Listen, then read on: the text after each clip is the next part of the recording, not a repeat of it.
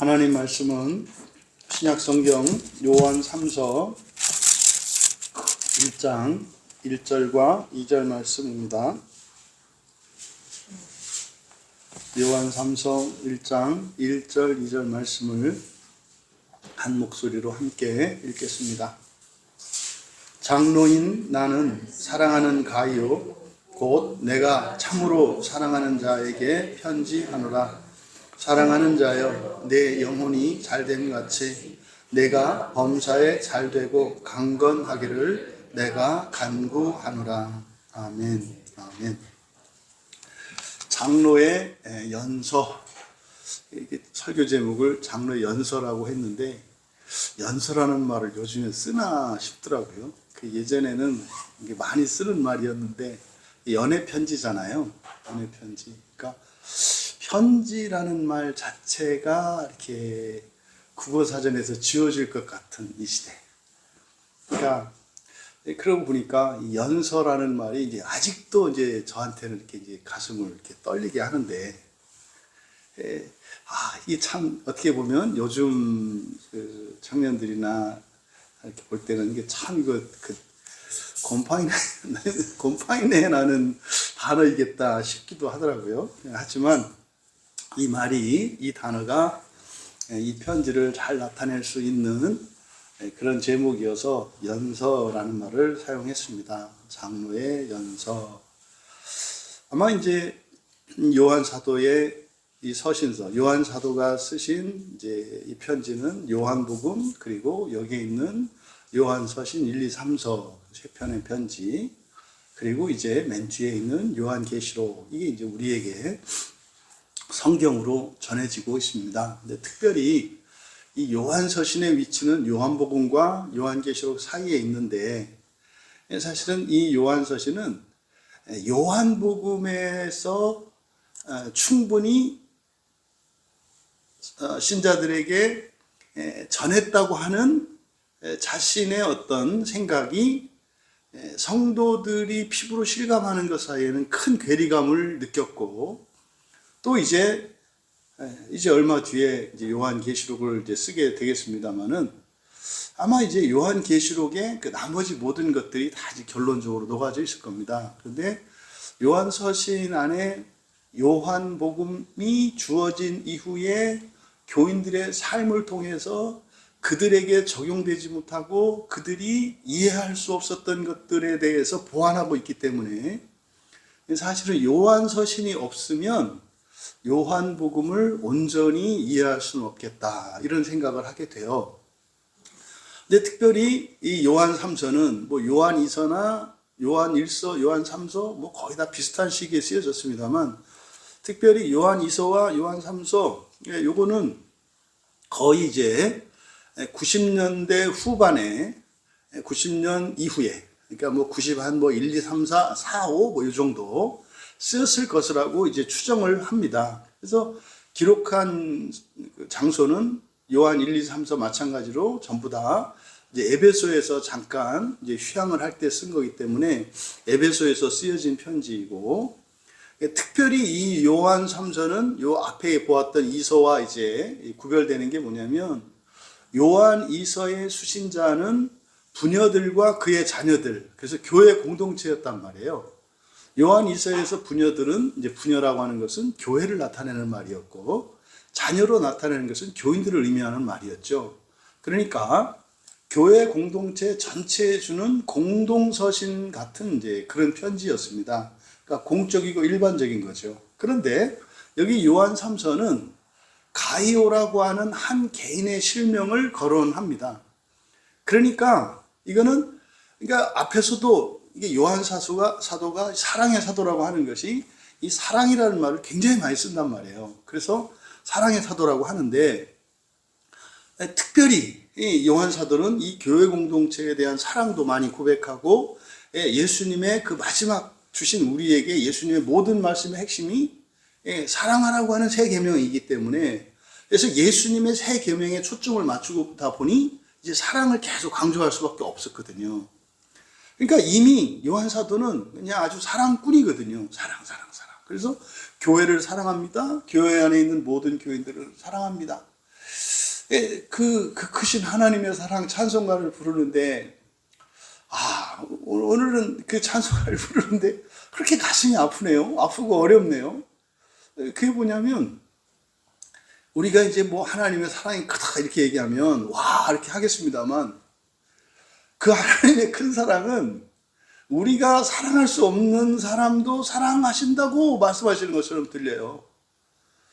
우리가 미워하지 않을 수 없는 사람도 하나님이 지극히 사랑하신다는 말로 들리는 거예요, 오늘따라. 그러니까 하나님의 사랑이 큽니다 이렇게 얘기할 때는 뭐예요? 저는 이 모든 근본 감정을 극복하고 사랑으로 승화시키며 너끈히 살겠습니다. 또 속으로는 그래야 한다. 뭐 이제 이런 마음이 이제 들었어요. 왜냐면 이제 아마 이 요한 3서를 우리가 살펴볼 거니까, 이 요한 3서를 쓸 때의 사도 요한의 마음이, 그때 그 감정이 이렇게 저에게 그런 식으로 이렇게 공감이 된 것은 아닐까. 그러니까 사도 요한이 가이오라고 하는 이 작은 교회 공동체의 이제 지도자로 보이거든요. 가이오에게 특별한 사랑을 고백하면서 쓰는 편지예요. 그러니까 요한 2서를 공동체 전체에게 썼거든요. 교회와 교회 신자들에게. 그런데 한 사람 가이오가 생각났던 거예요. 이건 여러분 차별이 있는 사랑이 아니에요. 근데 또 똑같지는 않아요. 이렇게 차별은 없는데 똑같지는 않은. 그것이 지금 요한 3서와 요한 2서의 차이인데, 그러니까 요한 3서는 교회 안에서도 우리가 서로 조금 더 친할 수 있고 조금 더 사랑할 수 있는 거예요. 그런데 더 사랑하는 사람과 비교할 때 성경에서는 덜 사랑한 사람을 미워한다라고 표현하거든요. 그러니까 이거를 미세어라고, 우리말 성경에 미워하다라고 신약 성경에 번역되어 있는 이 단어는 우리가 생각하는 싫어하는 그런 개념이 아니에요. 그래서 사랑과 미움을 성경적으로 여러분들은 어떻게 이렇게 구별을 하셔야 되냐면, 가장 덜 사랑하는 것을 미워한다고 말하고요. 그 다음에 사랑하는 게 있고요. 그 다음에 더 사랑하는 게 있어요. 그러니까 지금 요한 3서는 어떤 사랑에 대한 편지예요? 더 사랑에 대한 편지예요. 그러니까 성경에서 미워도, 밉다라는 말도 사실은 덜 사랑한다는 말이거든요.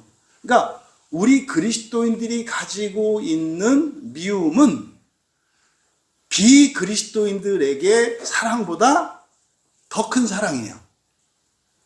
이해되시죠? 그래서 성경을 보실 때 조심하셔야 된다. 그래서 어떤 식으로든 교회에서 또 성경을 보고 미움을, 흔히 세상에서 말하는 그런 미움을 정당화할 만한 어떤 근거나 어떤 명분을 찾을 수 없다는 거예요.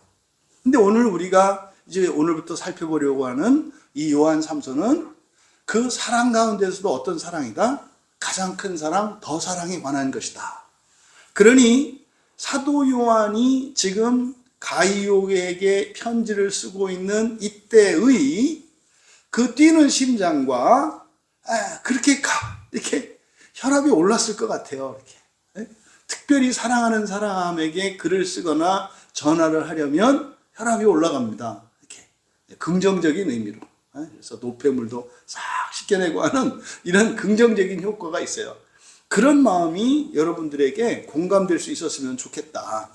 이때가 언제입니까? 이게 지금 거의 백발이 된 사도거든요.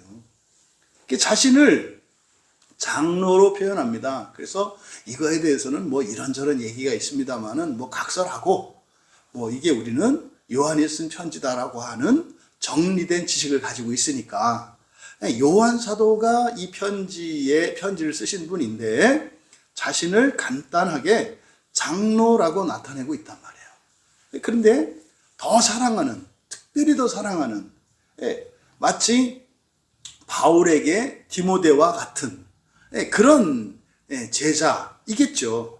그러니까 영적인 아들과 같은 가이오에게 그 전하려고 하는, 바로 앞에 요한이서에서 공동체 전체에 대해서, 공동체에 대한 그 사랑을 나타냈던 요한이 그때 반짝하고 떠올랐던 한 스푼 모자란 사랑, 그러니까 그 사랑을 더 전해야 되겠는데 그게 뭐였어요? 가이오에 대한 사랑이 공동체에 대한 넘치는 사랑이 있었던 거죠. 그것을 지금 전하기 위해서 쓴 편지다라는 겁니다. 그럼 도대체 이 가이오라는 사람이 누구이기에 이런 사랑을 느꼈을까? 또 이것을 오늘날 우리들의 교회 생활에 적용을 할 때 우리가 한 교회 안에서 신앙생활을 하고 있습니다마는 모두를 사랑하죠. 근데 그 가운데에서도 모두를 생각하는 중에 특별히 더 생각할 수 있는 누군가가 있는지, 그게 여러분들이었으면 좋겠다. 여러분 한 분이 그렇게 교회 공동체 모두를 사랑하고 모두를 그리워하는데 그 가운데에서도 더 그립고 더 사랑스러운, 더 생각나는 그런 오늘의 가이오가 우리 모두가 될 수 있다면 참 좋겠다. 그런 생각을 가지게 됩니다. 여기서 가이오라고 하는 이 이름은 원래 라틴어 이름입니다. 라틴어 이름이 가이우스라고 하는 라틴어에서 이제 파생된 말인데 그게 기쁘게 한다라는 뜻이에요. 라틴어로 기쁘게 한다. 그러니까 그 이름 자체가 이렇게 기쁘게 한다라는 그런 이름을 가지고 있는 사람이에요. 근데 이제 그 사람이 예수님을 믿고 정말 사도 요한으로부터 특별한 사랑을 받는 그런 신자요, 또 교회의 지도자가 된 것을 우리가 알 수 있습니다. 그런데 이 가이오가 누구인지에 대해서는 정확하지는 않아요. 그래서 1절 전반부에 장로인 나는 사랑하는 가이오 그랬어요. 사랑하는 가이오. 그런데 여기서 사실은 사랑하는 가이오라고 번역을 해 놓았는데 여기서는 사랑한다는 말은 이제 뒤에 가서 나오고요. 하반절에 내가 사랑하는 이렇게 나오잖아요. 그러니까 앞에 있는 사랑하는 요 말은 이제 번역이 잘못되어 있어요. 서신서를 우리가 살펴볼 때 사랑받는 이라고 번역을 해야 된다. 그래서 사랑받는 이라고 하는 이 형용사는 사실은 내가 사랑한다는 의미가 아니라 하나님이 사랑하시는 자라는 뜻이고, 하나님이 사랑하시는 자. 그래서 사랑받는 자. 저는 이제 기도할 때 사랑하는 성도 여러분이라고 하기보다는 사랑하시는 여러분이라는 표현을 즐겨합니다. 왜냐하면 제가 사랑해봐야 여러분 힘들어지고, 근데 하나님이 사랑하시면 여러분은 행복하고 복되니까.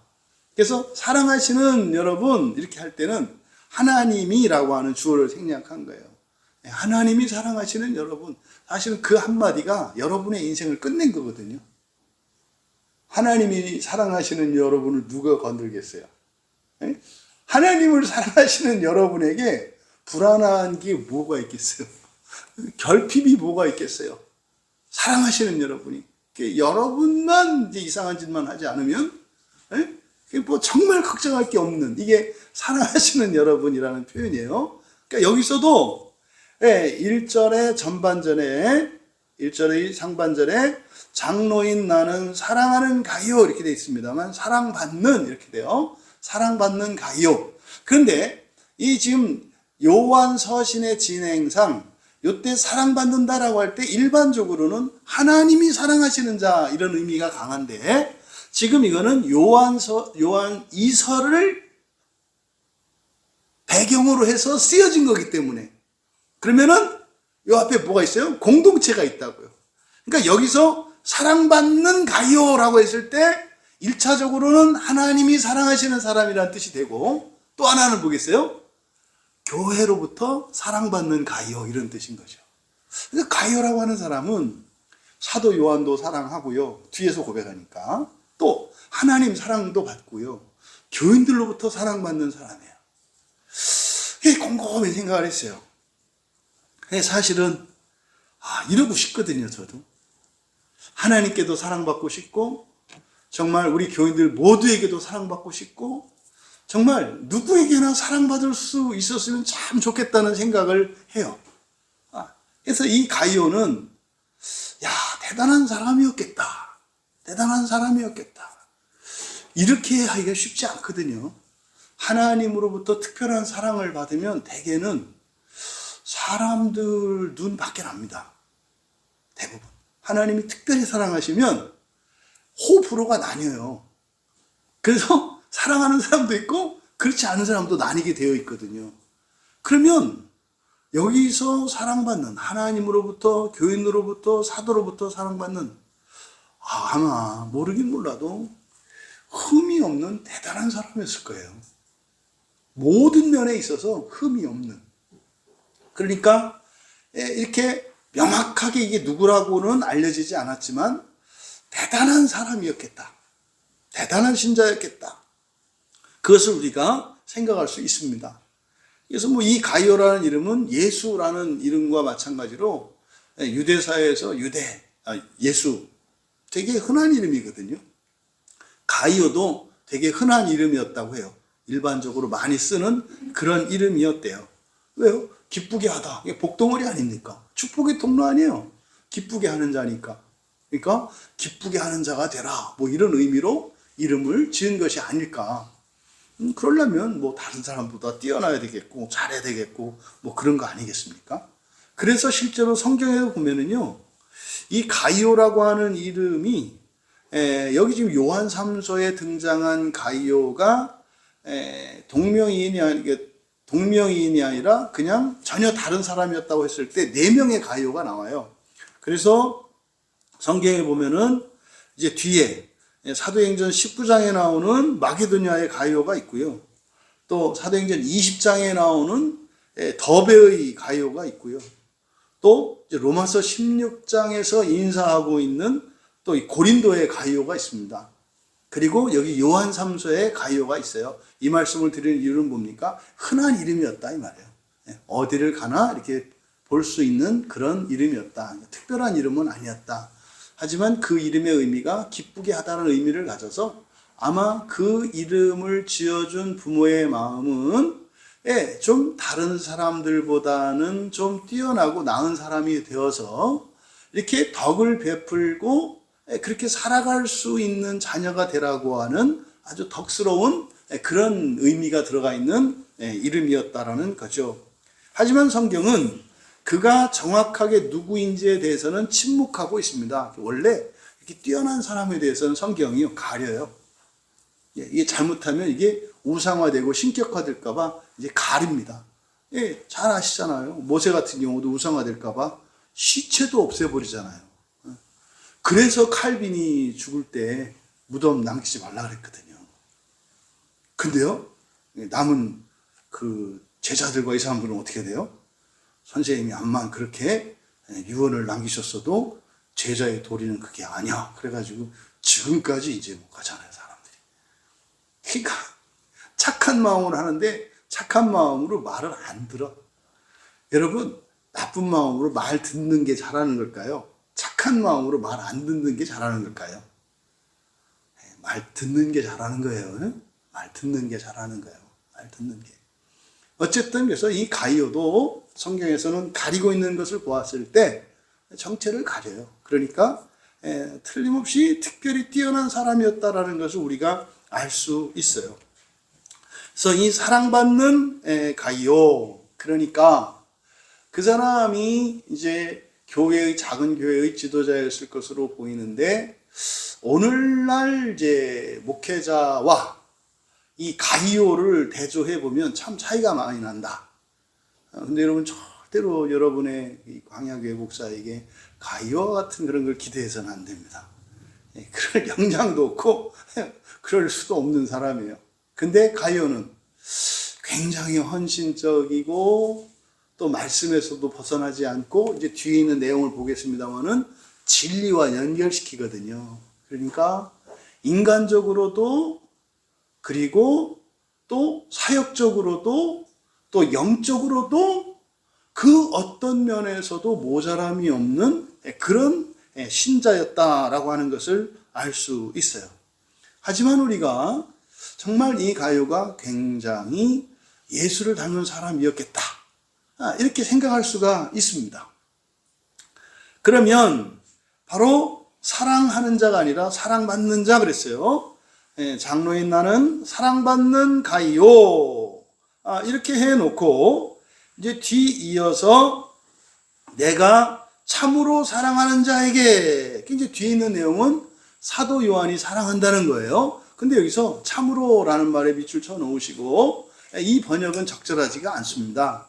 참으로라고 할 때 이렇게 말하지 않습니다. 이게 요한복음 할 때도 우리가 살펴봤습니다만, 요한 사도가 굉장히 중요시 여기는 키워드들이, 핵심 키워드들이 몇이 있거든요. 그 중에 대표적인 게 사랑이고, 또 여기 지금 참으로라고 번역한 이게 진리 안에서거든요. 그래서 진리라고 하는 이 단어도 사도 요한이 굉장히 강조하는 말입니다. 그래서 참으로 사랑하는, 이것은 이제 적절한 번역이 아니고요. 참으로가 아니라 뭐라고 해야 돼요? 진리 안에서 또는 진리로.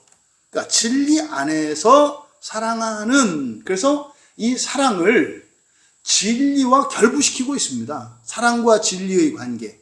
그러니까 사랑 안에서, 진리 안에서 하는 사랑이 있고 진리와 상관이 없는 사랑이 있다고 지금 구분하는 거예요.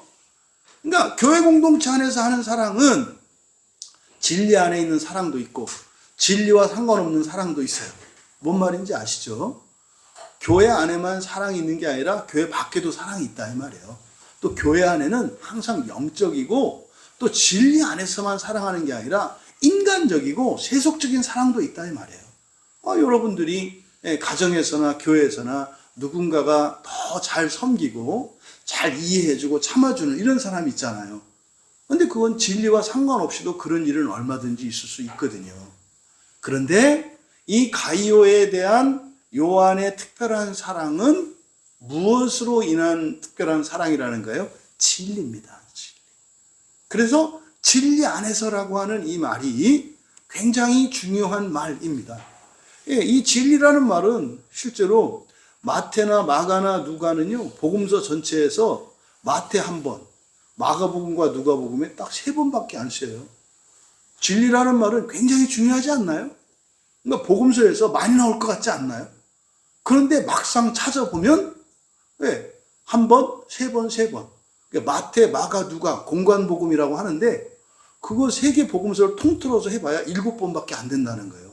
진리라는 말이. 그런데 말입니다. 이 요한은 이게 요한복음에서 24번 쓰거든요.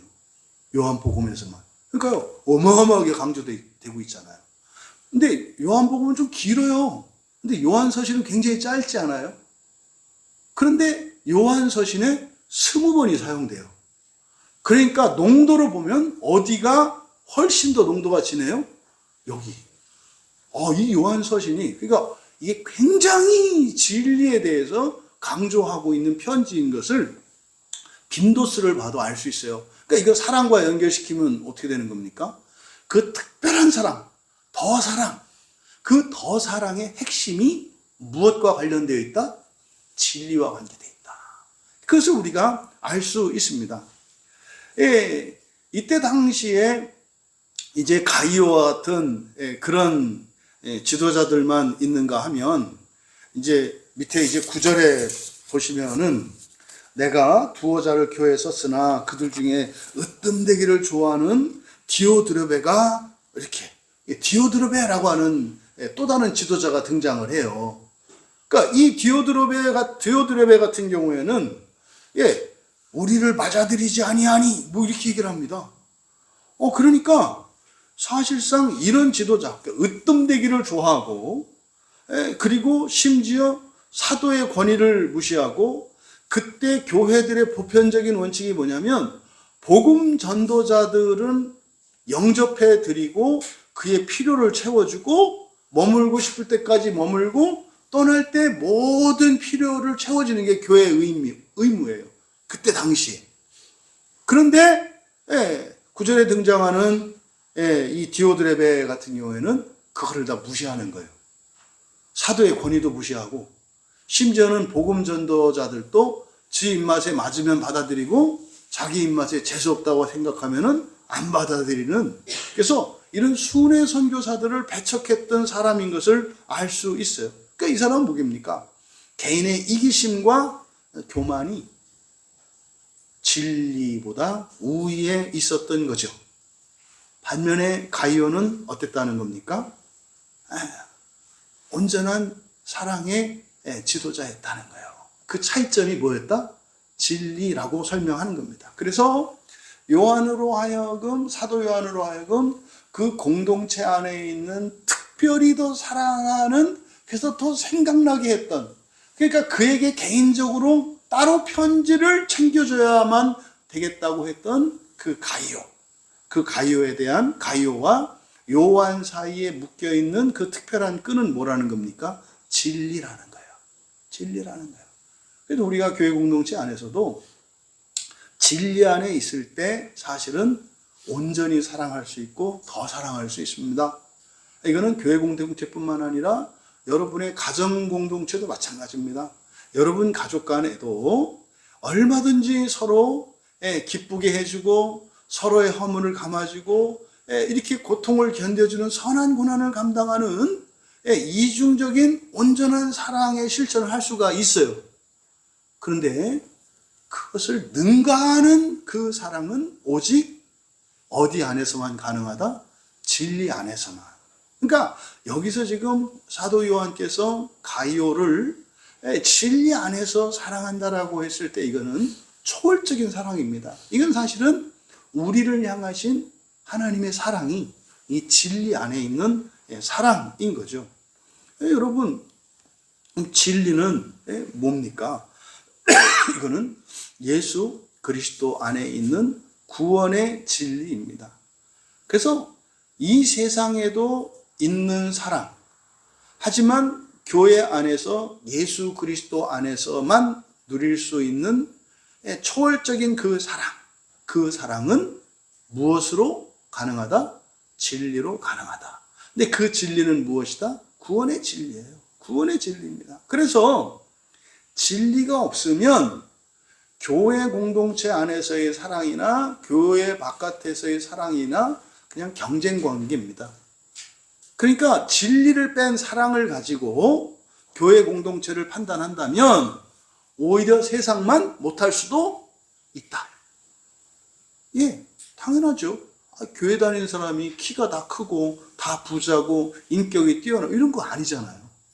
교회의 거룩함과 교회의 탁월함은 무엇 때문입니까?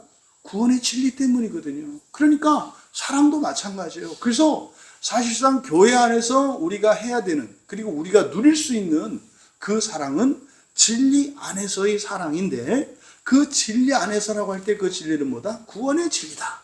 그럼 구원은 뭐예요? 이제 사람이 신이 되는 게 구원이거든요. 그런데 그냥 사람이 신이 되는 그 구원이라고 하는 보편적 부활, 그것으로는 사실은 능가하는 그런 초월적인 사랑으로 나아가지는 못해요. 우리의 한계를 뛰어넘는 사랑을 하게 하는 그것은 무엇입니까? 부활 가운데서도 첫째 부활인 거예요. 첫째 부활. 상 받는 부활. 더 좋은 부활. 바로 이거인 거죠. 그래서 결국 우리는 지금 가이오라고 하는 한 지도자에게 특별한 사랑을 표현하고 있는 요한 사도의 마음 속에서도 이미 뒤에 이제 요한계시록이 쓰여질 거 아닙니까? 그리고 이미 요한복음에서도 사람이 신이 되는 부활의 진리를 밝혔단 말이에요. 그리고 요한계시록에 가서 그것을 구체적으로 첫째 부활이라고 얘기한단 말이에요. 그리고 요한복음에서도 그것을 생명의 부활이라고 말씀한단 말이에요. 그러니까 여기서 사랑하는, 내가 진리 안에서 사랑하는 이라고 하는 이 말은 우리는 어떤 의미인 것을 알아요? 첫째 부활을 향해서 살아가는 가이오였던 것을 알 수 있어요. 여러분, 첫째 부활의 구원을 위하여 살아가는 사람만이 자신의 한계를 극복하며 초월하는 인생을 살아갈 수가 있습니다. 그리스도인도 마찬가지입니다. 첫째 부활을 목표로 살아가는 사람들만이 끊임없이 하나님 나라를 향하여 회개하며 본성의 변화를 입으며 살아갈 수 있습니다. 그래서 정말 첫째 부활을 믿고 첫째 부활을 소망하며 사랑하며 살아가는 사람은 제가 장담할 수 있어요. 1년 뒤, 2년 뒤, 5년 뒤, 10년 뒤, 20년 뒤 그 사람의 전 존재와 그 사람의 신분과 그 사람의 환경과 그 사람의 영광은 반드시 성장하고 성숙합니다. 반드시. 누군가가 정체되어 있습니까? 첫째 부활의 소망을 내려놓은 거예요. 그래서 지금 여기서 가이오와 요한 사이를 묶고 있는 진리 안에서의 사랑이라고 하는 이것을 구원과 연결지었을 때 구원에서 부활로, 부활에서 첫째 부활로 연계되어 있는 것임을 우리들이 깨달을 수 있기를 바랍니다. 그럼 여러분, 이걸 우리에게 적용하면 어떻게 됩니까? 정말 우리가 진리 안에서 사랑한다면, 부활이 무엇인지 알고 부활의 진리를 가지고 사랑한다면, 그 가운데서도 첫째 부활을 믿고 그것을 소망하며 우리가 사랑한다면 종말론적으로 첫째 부활할 뿐만 아니라 현재적으로도 어떻게 된다는 거예요?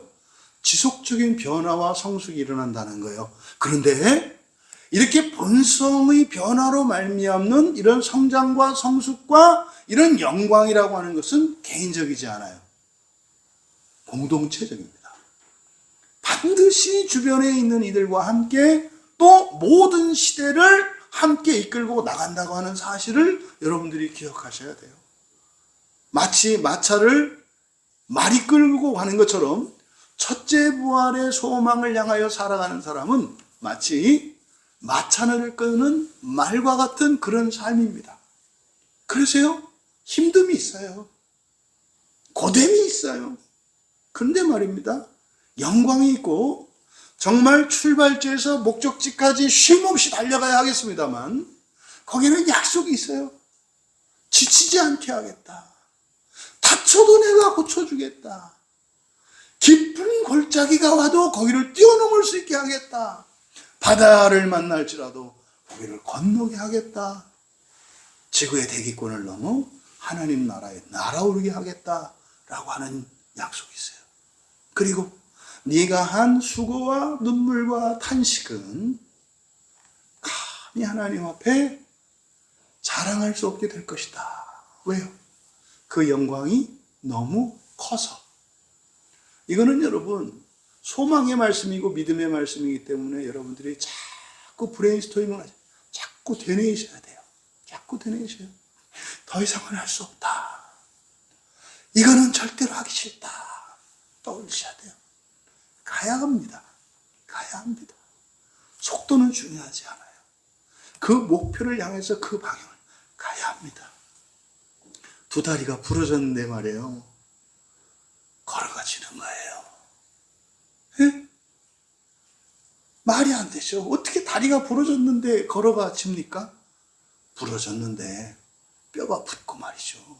살이 나고 가는 거예요. 그래서 지나고 보면 걸어오긴 걸어왔는데 진짜 어떻게 걸어왔는지 모르겠다, 이런 고백이 되는 거예요. 그래서 자랑이 될 수가 없어요. 정말 모든 것이 하나님의 은혜입니다, 이렇게 고백하지 않을 수 없게 되는 거예요.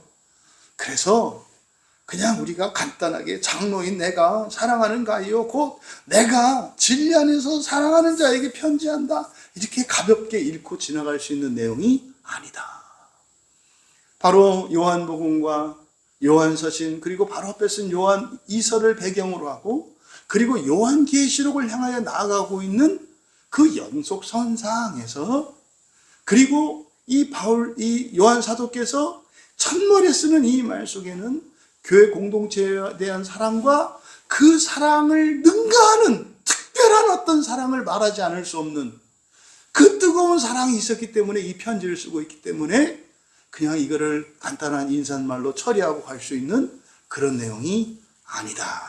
이것을 여러분들이 기억하시기 바랍니다. 여러분들이 정말 우리들의 모든 가정은 물론이고 우리 교회 공동체 안에서 이런 진리 안에서 그 사랑, 그 첫째 부활이 된 그 사랑으로 하나 되는 게 제 소원 중에 하나예요. 하나님, 우리 광야교회 공동체가 한 소망 안에 있기를 원합니다. 한 소망 안에 있기를 원합니다. 우리 가운데 누군가가 한계를 뛰어넘을 때 그것이 우리의 모두의 승리가 되기를 원합니다. 우리 가운데 누군가가 실족하고 탄식하고 낙심하여 주저앉았을 때 오히려 다른 공동체들로 하여금 낙오된 것 같은 그 지체를 위하여 조금 더 한계를 뛰어넘기 위해 더 힘을 낼 수 있는 공동체가 되길 원합니다. 그래서 우리 광야교회 공동체가 노아의 방주와 같이 이 광야교회 공동체 안에 누군가가 발을 들이면 그것으로 첫째 부활에 임할 수 있는 그런 교회 되기를 원합니다. 제 소원이에요. 여러분, 이 광야교회 공동체가 그렇게 영광스럽고 소망이 있는 그런 공동체가 될 수 있기를 바랍니다. 그것은 우리가 결정하는 일이에요. 우리가 결정하는 일이에요. 우리 모두가 다 참여해야 되느냐? 그렇지 않아요. 그렇지 않아요. 노아 한 사람에 의해서 방주가 만들어지잖아요. 한 사람이면 돼요. 근데 뭐 우리 교회는 한 사람 이상은 있습니다. 네, 훨씬 더 많습니다. 그러니 제가 여러분들을 자랑스럽고 사랑스럽고 존경하지 않을 수가 있겠냐 말이에요. 그래서 지금 가이오를 향한 사도 요한의 마음을 저는 느낄 수 있어요. 저는. 왜? 이게 여러분에게 설교하는 저의 마음이니까. 이게 우리가 똑같은 그 더 사랑을 느낄 수 있기를 바랍니다. 본격적으로 이제 편지를 시작하기에 앞서서 이제 가이오에게 주시는 요한 사도의 첫 번째 말씀, 자신의 소원을 아뢰고 있어요. 소원을 쓰고 있습니다. 2절에 있는 내용, 이거는 전 세계 크리스천들이 좋아하는 그런 말씀이죠. 사랑하는 자여, 내 영혼이 잘된 같이 내가 범사에 잘되고 강건하기를 내가 간구하노라. 영혼이 잘됨 같이 범사가 잘되기를. 이게 지금 사실은 그 유명한 요한 사도의 기도인데, 이 기도는 소원의 기도입니다. 이번에 이걸 다시 한번 이제 설교하면서 정리하게 된 것 같아요. 일반적으로 우리가 이제 이미 우리가 알고 있는 기도에 대한 내용, 그렇죠? 성경에서 나오는 기도 대표적인 게 뭐예요? 간구는 뭐라 그랬습니까? 필요를 구하는 거라 그랬죠. 필요는 결핍이에요. 없는 것을 구하는 기도. 이게 이제 성경에 간구라고 번역되어 있다. 그 다음에 기도라고 번역되어 있는 이 기도는 프로시케 뭐죠? 약속의 기도예요. 이거는 하나님께서 주시겠다고 약속하신 그 기도, 그것을 요구하는 권리를 요구하는 권리적인 기도예요. 그래서 이 프로시케의 기도를 할 때는 그 앞에 무엇이 있어야 한다? 순종과 실천이 있어야 돼요. 하나님께서 어떤 약속을 주셨을 때는 거기에 조건이 붙습니다. 뭐뭐 하면 복을 주겠다. 뭐 하지 않으면 저주를 주겠다라고 하는 약속이 있습니다.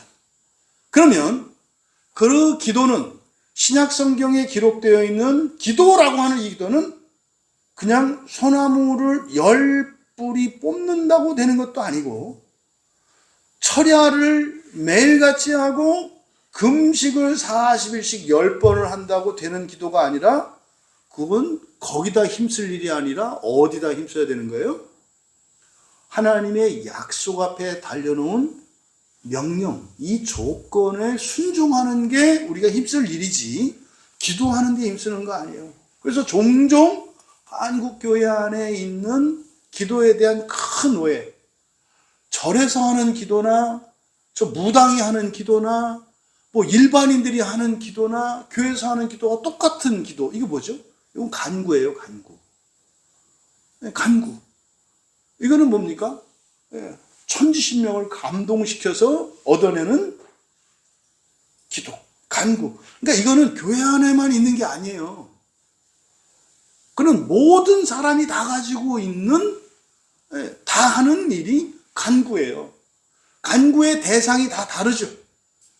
어떤 사람은 직장 상사에게 하고, 어떤 사람은 부처님께 하고, 어떤 사람한테 자기들이 섬기는 귀신한테 하고 다 하는 거예요. 그래서 간구는 기독교인의 간구와 다른 이들의 간구의 차이점은 대상이 다르다는 점에서 달라요.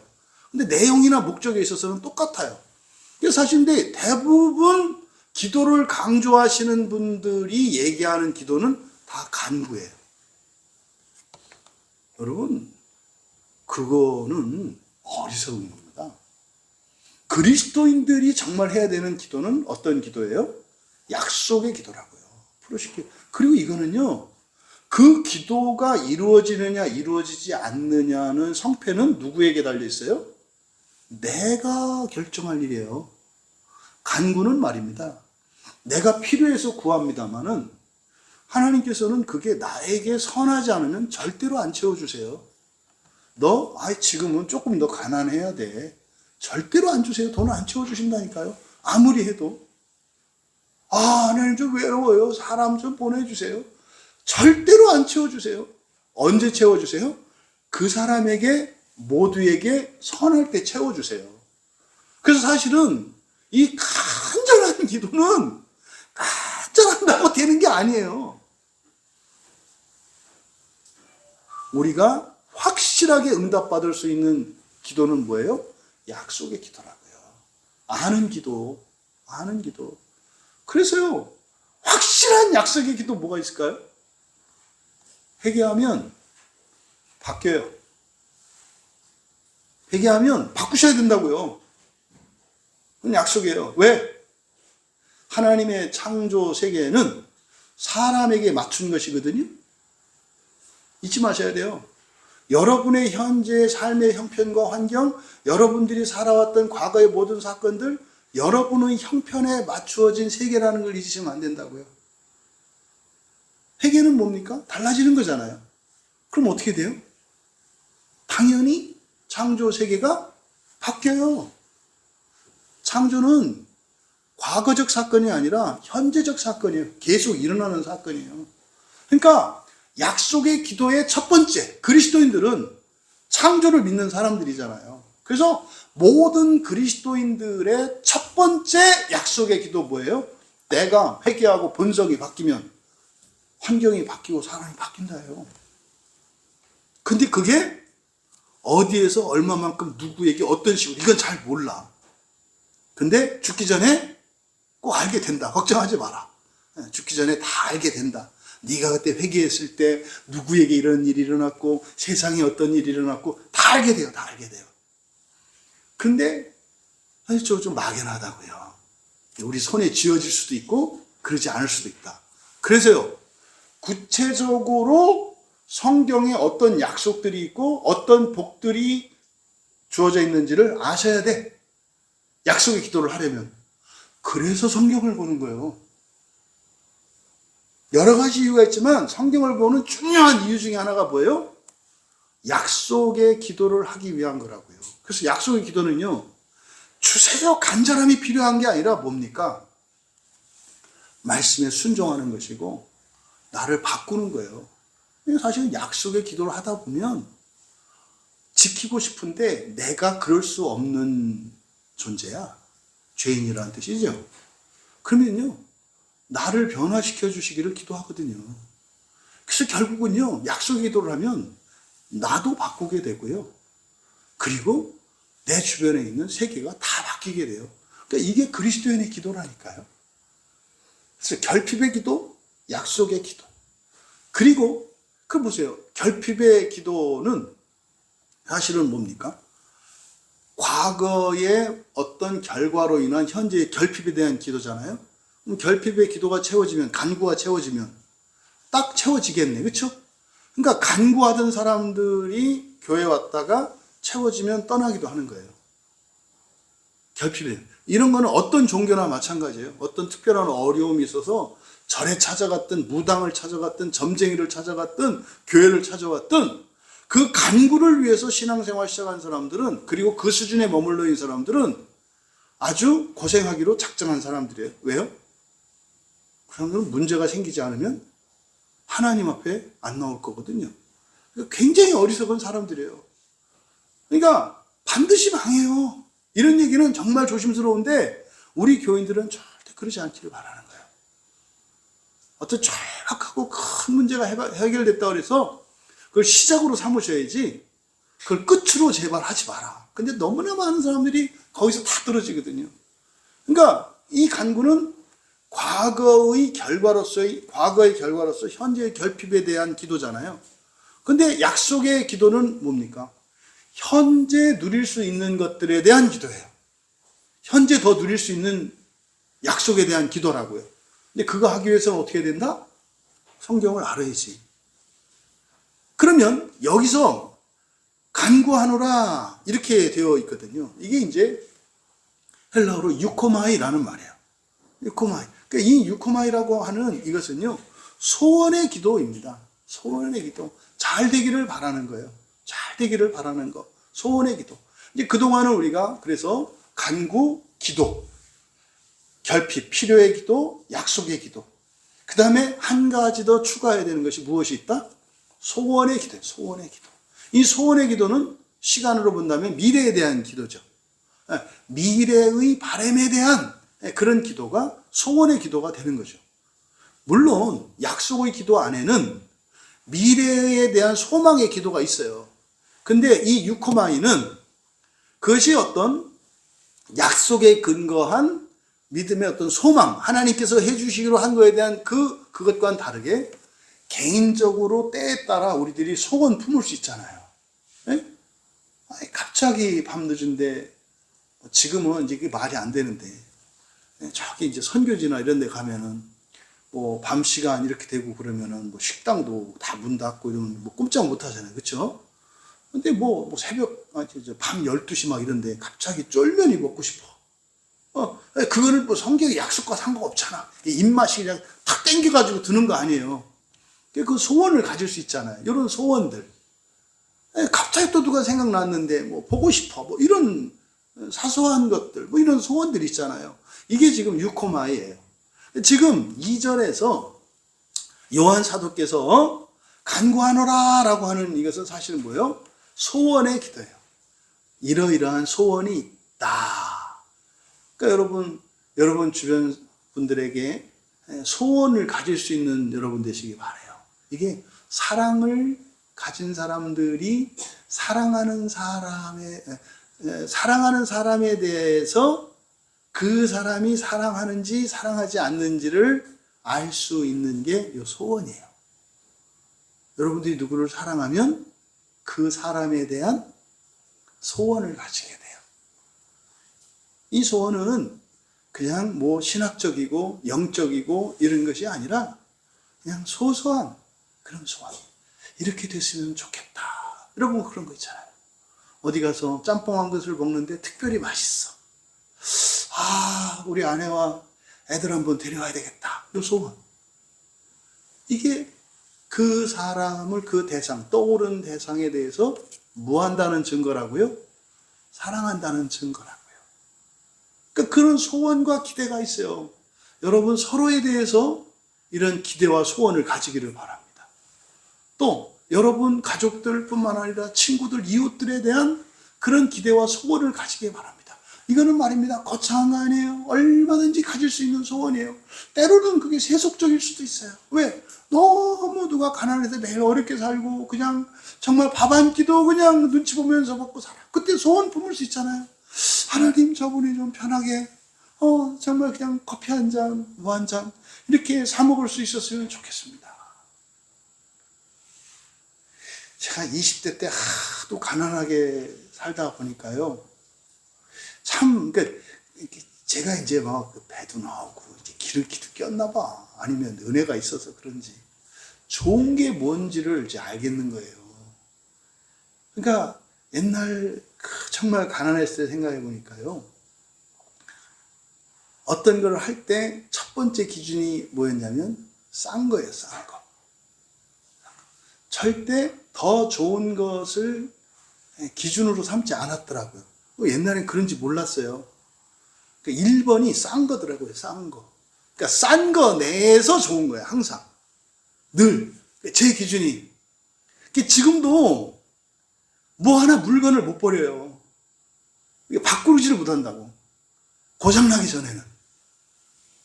근데 또 저는 또 이렇게 하면 잘 고장이 안 나. 그냥 못 버려. 옛날 직장 생활할 때도 제가 그때 막 그 공개 회의석에서 망신 한번 당한 적이 있어요, 옛날에. 옛날 핸드폰 쓰셨던 분들 아실 거예요. 삼성 고장나지 않기로 유명한 핸드폰이 있어요. 폴더폰 처음에 나와가지고, 이게 뚜껑 달린 요 있었거든요. 애니콜이라 그래가지고. 너무 고장 안 나가지고, 고장나라고 일부러 이렇게 제가 이렇게 밀어서 툭툭 떨어뜨리기도 되고. 근데 이 뚜껑만 떨어져 나가고, 그런데도 기능은 여전히 이게 작동을 너무 잘해가지고 쓰다가 회의하는데 그 회장님 한번 부르더라고요. 이렇게 제 책상에 이렇게 있는 거 보고, 그거 좀 가져와 보라고. 이렇게 딱. 전 또 이제 검소하다고 칭찬할 줄 알았지. 망신하네. 이렇게 살면 안 된다. 이렇게 하면 이게 지금 뭐 전략한, 이거는 60년대, 70년대까지 사람들이 가지고 있는 사고방식이었고, 그때까지는 근검 절약이 덕이었다. 지금은 이렇게 살면 안 된다. 이렇게 살면 우리나라 경제 망한다. 웬만큼 썼으면 갈아라. 이런 얘기를 하더라고요. 이 말씀을 드리는 이유는 우리들이 이 세상을 살아갈 때 얼마나 이런 소원들이 나도 모르는 사이에 제한받고 제약되어 있는가를 한번 생각해 봤으면 좋겠다. 저의 경우는 그랬어요. 저의 경우는 워낙 경제적으로 그때 어려운 때였기 때문에 그게 이제 1번 법이 되다 보니까 그 논리, 모든 기준은 돈이니까. 선한 일도 돈이 너무 들어가면 악해. 그러니까 돈이 안 들어가면서 선한 일을 하는 거는 얼마든지 괜찮아. 그러니까 몸으로 때우는 일을 이제 막 하려고 하는 거예요. 여러분, 우리가 여러 가지 면에서 우리의 믿음뿐만 아니라 우리의 사랑뿐만 아니라 우리의 소망, 우리의 이런 소원까지도 제한받고 있다는 사실을 아시기를 바란다. 한번 지금 여러분들이 생각해 보세요. 지금 딱 떠오르는 여러분들이 소중히 여기는 분들, 부모님이 됐던, 여러분 배우자가 됐던, 자녀가 됐던, 형제가 됐던, 친구가 됐던, 오랫동안 어떤 사람들은 몇십 년 알고 지내고 친하게 지낸 친구도 있을 테고, 최근에 만난 사람도 있을 테고, 그 사람들에 대한 소원을 가지고 있는가? 여러분이 사랑을 한다면 소원이 있어요, 반드시. 이 사람은 이런 것이 이렇게 됐으면 좋겠고, 저런 것이 저렇게 됐으면 좋겠고, 저 사람은 이러면 좋겠고, 저러면 좋겠고, 이런 소원이 있어요. 그래서 이 요한 사도의 이 소원에 대한 이 내용을 통해서 제한받고 있는 우리의 사랑이 그 장벽들을 허물고 제약들을 떨치고 서로를 향해서 소원을 품을 수 있게 되기를 진심으로 바랍니다. 그러면 지금 요한 사도께서 그렇게 사랑하는, 특별히 사랑하는 가이오에 대하여 가지고 있는 이제 소원, 이게 이제 2절에 있는 내용인데, 여기에는 이 순서의 의미가 있습니다. 우선순위. 그러면 요한 사도의 이 소원을 쭉 살펴보면 첫 번째가 내 목숨이 잘됨 같이예요. 여기서는 영혼이라고 번역되어 있는데, 신약 성경에 영혼이라고 번역된 것은 헬라어 푸시케에 대한 번역이고, 푸시케의 1차적인 의미는 육체의 목숨을 의미하고 육체의 생명을 의미하고, 이게 조회와 구분된다 그랬어요. 조회는 영적인 생명, 하나님의 생명, 영원한 생명을 의미하고, 육체의 생명, 이것은 사실은 우리가 피가 돌고 호흡하고 신진대사를 하고 활동할 수 있게 하는 생명이죠. 이거는 사람만 가지고 있는 생명이 아니에요. 모든 생물이라고 일컬어지는 동물, 식물이 가지고 있는 이것을 푸시케라고 합니다. 그래서 1차적으로 이 영혼이라고 번역된 이 단어의 1차적인 의미는 육체를 가지고 살아있게 하는 힘, 그것을 영혼이라고 번역되어 있는데 저는 그거를 목숨이라고 번역을 한다. 그러니까 단지 또 그런 목숨이 숨만 붙어 있는 것을 목숨이라고 하지 않아요. 여러분, 평생을 여러분들이 식물인간 상태로 살아있으면 목숨은 부재하는 거죠. 그런 인생 살고 싶으십니까? 별로 그러고 싶지 않지 않나요? 물론 우리는 그게 어떤 의미인지 아니까 또 우리 교인들은 그럴까? 목사님, 그럴 때는 세상과 인류를 위해서 기도로 섬기면서 얼마든지 죄 안 짓고 더 잘 살 수 있잖아요. 할렐루야. 근데 저는 그렇게까지는 지금 얘기하려는 게 아니에요. 그냥 정상적인 기준으로 보았을 때, 그래서 이 목숨은 단지 숨만 붙어 있는 그 목숨만을 이야기하는 게 아니다. 그래서요, 요한 사도께서 뭐라 그랬어요? 내 목숨이 뭐함같이? 잘된 같이. 그러니까요, 육체를 가지고 살아가는 삶도 어떻게 해야 된다는 거예요? 잘 돼야 한다고. 잘 살아야 돼요. 저는 우리 광야교회 모든 교인들이 목숨이 잘 되기를 소원해요. 진짜로 잘 되기를 소원해요. 그러니까 여기서 목숨이 잘 된다.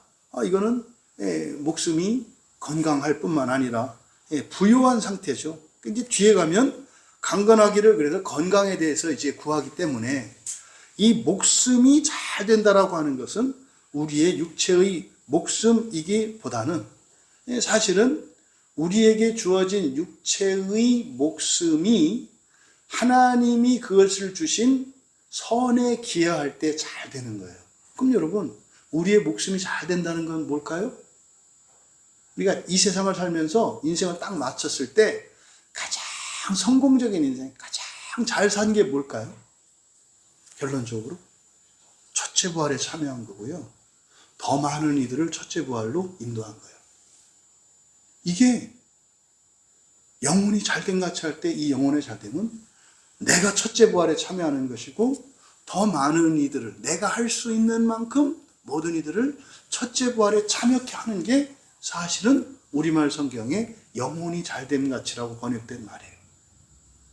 여러분이 인생을 마치는 그날에 여러분의 인생 전체가 잘 되었다, 스스로 인정받고 하나님께도 인정받는 우리 모두가 되기를 바랍니다. 최선을 다했습니다. 저를 첫째 부활로 이끌어주신 주님, 그 사랑에, 그 뜨거운 사랑에 감화받아 저도 다른 이들을 첫째 부활에 참여하기 위하여 복음을 전하고 그들을 사랑하며 선한 고난을 참여하며 끊임없이 제 마음을 기여하며 살았습니다. 하나님, 저의 인생이 영광스럽습니다. 그렇게 고백할 수 있고 그렇게 누릴 수 있는 여러분 되시기를 바랍니다. 그러니까 사실은 앞에서 가이오에 대한 사랑의 한정, 전제가 뭐라 그랬어요? 진리 안에서 그랬잖아요. 그러니까 진리 안에서 목숨이 잘 된다라고 할 때는 진리의 유익과 효과를 최대한 누린 것이 이게 목숨이 잘 된 것이다. 두 번째로는 범사에 잘 되고, 범사에 잘 되고. 범사 모든 일입니다. 여기서 잘 되고 라고 번역한 단어가 유오도라는 말인데 성공한다는 뜻이에요. 성공한다. 그래서 성공한다는 게 뭡니까? 원래의 계획한 바, 목표한 바 이루는 것을 성공한다 그러죠. 그러니까 여러분들이 세운 계획들이 다 성공할 수 있기를 바랍니다. 그러려면 말입니다, 결과적인 측면만 생각하시면 안 돼요. 그 계획이 문제가 있었고 그 계획이 성취되어지면 결과 어떤 재난이나 재앙이 와. 그 결과 내가 원했던 그 목표만 달성하는 게 중요하지 않잖아요. 그러니까 진리 안에서 범사가 잘 된다라고 했을 때는 계획도 선하고 과정도 선하고 결과도 선한데 일시적으로 선한 게 아니라 영원히 선한 거예요. 이게 범사에 잘 되기를 소원한다는 말입니다. 여러분의 모든 일들이 그렇게 되기를 바랍니다. 그러니까 앞서서 목숨이 잘된 같이라고 했을 때 지금 이게 범사에 잘 된다고 하는 이것이 연장선상 안에 있잖아요. 그러니까 여러분, 계획도 온전하고 과정도 온전하고 결과도 온전하고 그리고 그것이 계속되려고 하면은 이게요, 나도 바뀌어야 되고 환경도 바뀌어야 되고, 그러면 나의 전 인격은 물론이요, 나에게 있는 환경과 나의 능력과 이 모든 것들이 변화돼야 되고, 그리고 그것을 방해하는 방해들을 극복해야 되고, 이러한 일들이 쭉 연장되는 거죠. 그러니까 단순히 그냥 이게 비나이다 되게 이거 아닌 거예요. 이게 어디에서만 가능해요? 진리 안에서만. 진리 안에서만 가능하다고요. 그리고 세 번째가 강건하기를입니다. 피기아이노, 육체의 건강이에요. 육체의 건강. 그래서 지금 여기에서 구하고 있는 이 소원의 우선순위, 여러분의 목숨이 잘 되기를 바랍니다. 여러분의 범사가 잘 되기를 바랍니다. 그리고 여러분들이 건강하기를 바랍니다.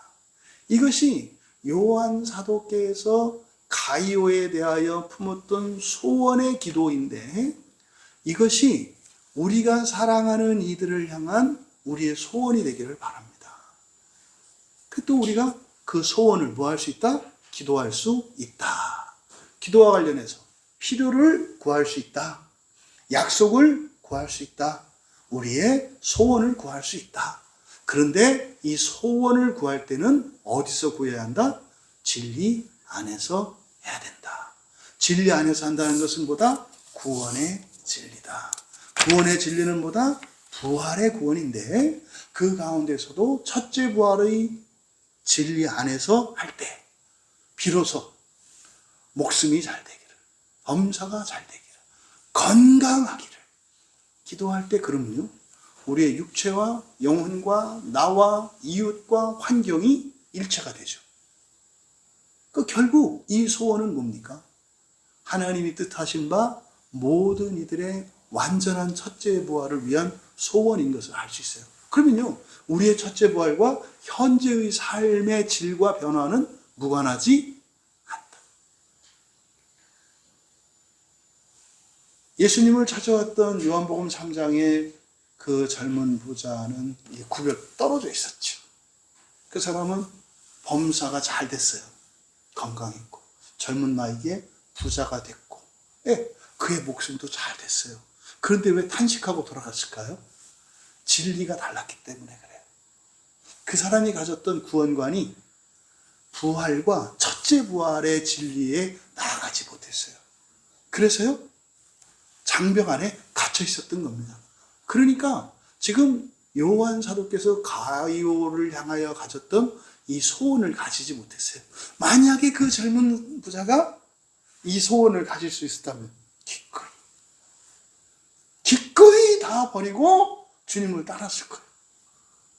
조금 있다가 집에서 전화 받았을 거예요. 주인님, 다 팔아가지고 가는 사람 다 나눠주셨잖아요. 그랬지.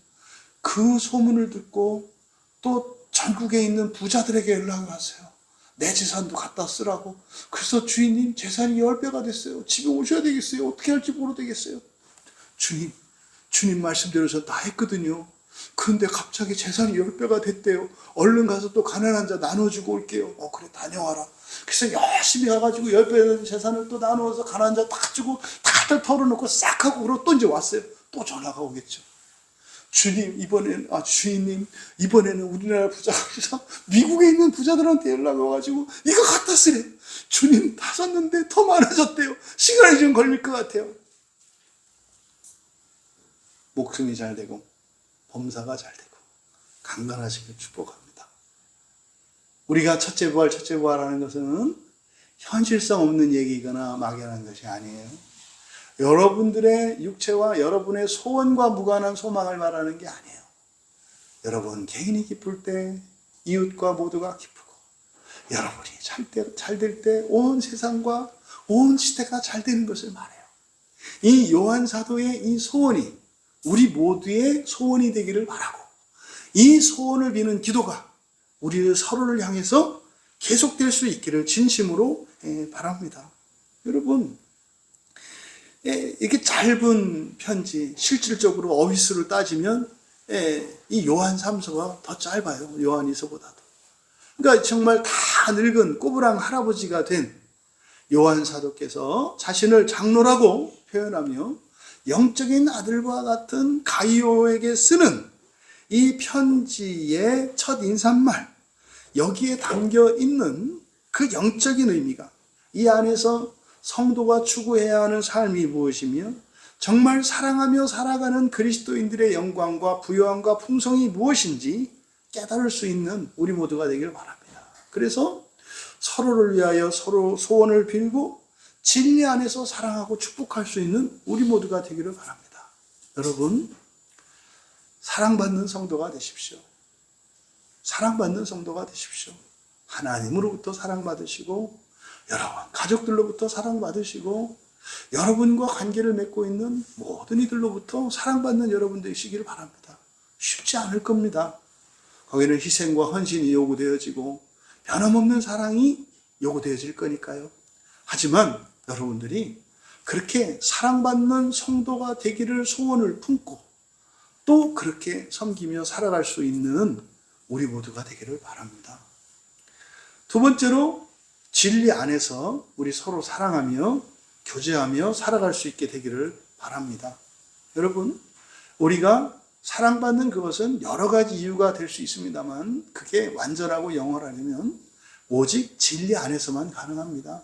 그리고 그것은 나만 사랑받는 것이 아니라 나를 사랑하는 사람도 사랑받는 사람으로 변화시켜요. 이게 진리 안에서 하는 사랑의 교제의 능력입니다. 그래서 이기심과 경쟁심을 버리고 나와 너로 가르는 그것이 아니라 주님의 한 몸 된 교회의 지체로 또 주님의 한 몸 된 가정으로 그렇게 우리가 진리 안에서 서로 용납하며 살아가며 살아갈 수 있기를 진심으로 바랍니다. 마지막 세 번째로, 우리 서로의 전인적인 축복을 위해 요한 사도가 품었던 이 세 가지의 이 소원의 기도, 이 소원의 기도를 우리가 서로를 향해 품을 수 있고 그렇게 할 수 있는 우리 모두가 되기를 바랍니다. 여러분, 우리의 목숨이 잘 돼야 합니다. 범사가 잘 돼야 합니다.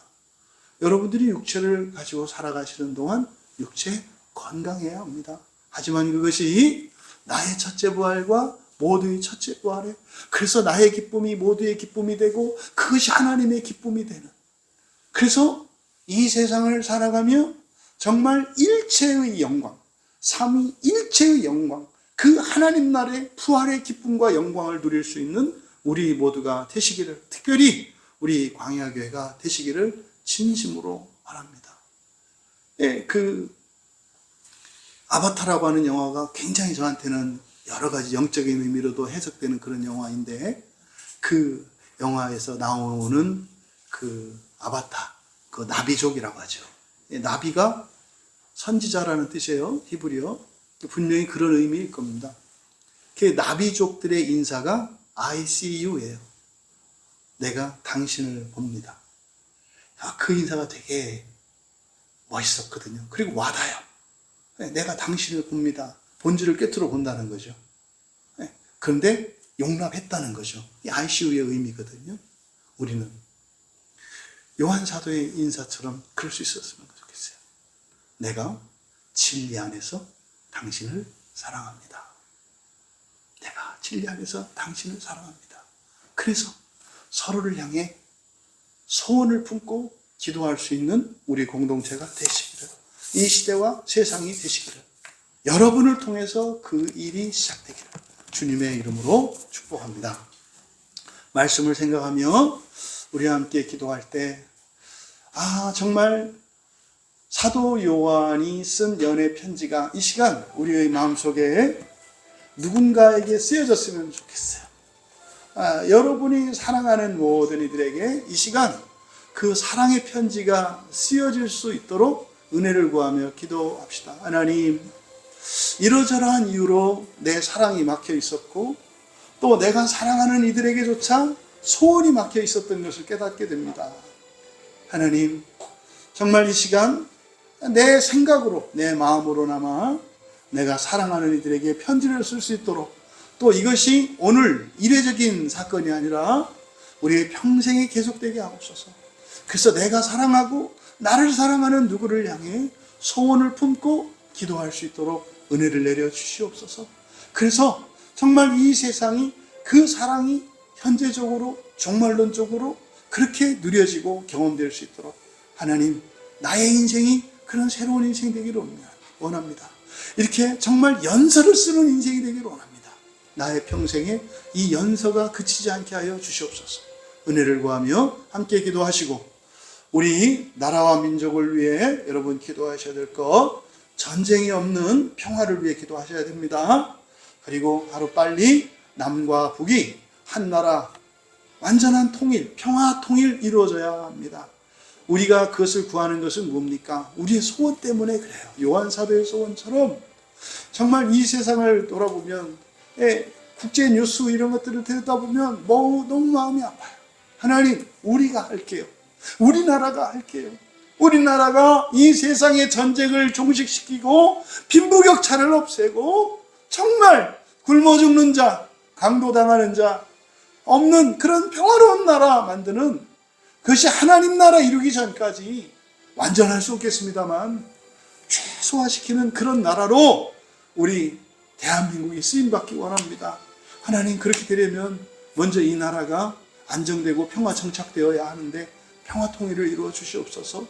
또 이 일에는 우리의 기도와 함께 우리 국민들의 소원이 변해야 합니다. 가치관이 변해야 합니다. 하나님, 남한과 북한에 있는 이들이 정말 이 시대적 사명을 가질 수 있도록 하나님 사랑을 더하여 주시옵소서. 그래서 분열과 분쟁, 다툼과 경쟁 시기 사랑 안에서, 진리 안에서 평화롭게 하옵소서 기도해 주시고, 교회를 위하여 기도하실 때 우리 한국교회뿐만 아니라 이 시대의 모든 교회를 위해서 기도해 주십시오. 세상에서 들려오는 거짓에 속거나 현혹되지 않게 하여 주시고, 교회의 능력은 하나님 말씀이고 사랑인 줄 믿습니다. 교회가 말씀의 사명을 온전히 감당케 하시고, 교회에 깃든 이들에게 신령한 기쁨과 하나님의 은혜와 사랑을 누리게 하옵소서.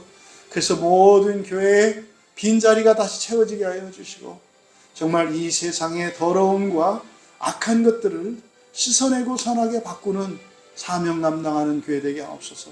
특별히 우리 한국교회 안에 성경을 바로 전하는, 성경 말씀만을 바로 전하기로 결단하는, 또 성례를 바로 시행하기를 결단하는 그런 목회자들이 늘어나게 하옵소서. 정말 아침 이슬과 같이, 샛별과 같이 이 어둠을 밝히고 이 시대를 밝히고 이 나라를 구원할 수 있는 그런 목회자들이 깨어나게 하옵소서. 준비되게 하옵소서. 또 전 세계의 선교적 사명을 위하여 일어나는 청년들이 늘어나게 하옵소서 기도해 주시고, 우리 광야교회를 위해 기도하실 때 하나님 첫째 부활의 소망 안에 하나 되게 하옵소서. 모든 교인이 날마다 마음을 기경하며 살게 하옵소서. 살아갈 때 선한 고난을 기쁘고 영광스럽게 받아들이게 하옵소서. 그래서 삼위와 일체적 삶의 균형을 이루는 교회 되게 하옵소서.